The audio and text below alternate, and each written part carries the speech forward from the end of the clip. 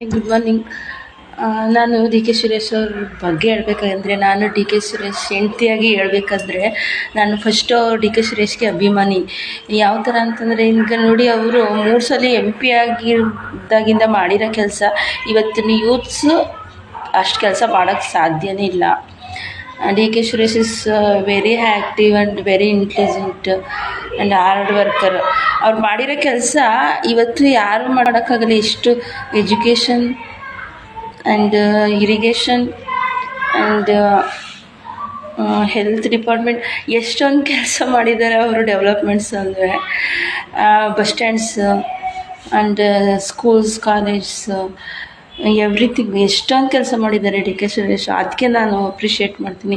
ಎಲ್ಲರೂ ಬಂದು ಕೋಟಿಗಟ್ಟಲೆ ದುಡ್ಡು ಮಾಡ್ಕೊಂಡು ಹೋಗ್ತಾರೆ, ಆದರೆ ಡಿ ಕೆ ಸುರೇಶ್ ಕೆಲಸ ಮಾಡಿದ್ದಾರೆ. ಅದನ್ನು ನಾನು ಅಪ್ರಿಷಿಯೇಟ್ ಮಾಡ್ತೀನಿ.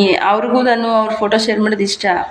ನಾನೂ ಅವ್ರ ಕೆಲಸ ಆ್ಯಕ್ಟಿವಾಗಿ ಕೆಲಸ ಮಾಡಿದ್ದಾರೆ ಅಂತ ಖುಷಿಗೆ ನಾನು ಅವ್ರ ಫೋಟೋ ಶೇರ್ ಮಾಡ್ತೀನಿ. ನಾನು ತುಂಬ ಸ್ಟ್ರಿಕ್ಟು. ನಾನು ನಿಮ್ಮ ಕೆಲಸ ನೀವು ಮಾಡ್ಕೊಳ್ಳಿ ಅಂತ ಅಂದ್ಬಿಡ್ತೀನಿ. ಆದರೆ ಅವರು ಕೆಲಸ ಅಪ್ರಿಷಿಯೇಟ್ ಮಾಡಿದಾಗಲೇ, ನಾನು ಚೆನ್ನಾಗಿ ಕೆಲಸ ಮಾಡಿದ್ದಾರೆ ಅಂತ ಅಂದಾಗಲೇ ನಾನು ಅವ್ರ ಫೋಟೋ ಶೇರ್ ಮಾಡೋದು.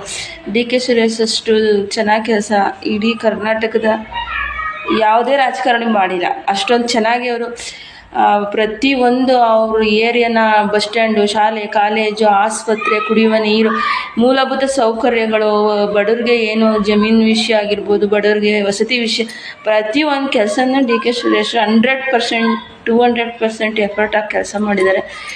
ಅದಕ್ಕೆ ನಾನು ಮೊದಲು ಅಭಿಮಾನಿಯಾಗಿ ನಾನು ಅವ್ರ ಫೋಟೋನ ನಾನು ಶೇರ್ ಮಾಡೋದು. ಪವಿತ್ರ ಡಿ ಕೆ ಸುರೇಶ್ ಆಗಿರೋದಕ್ಕೆ ನಾನು ಸಾರ್ಥಕ.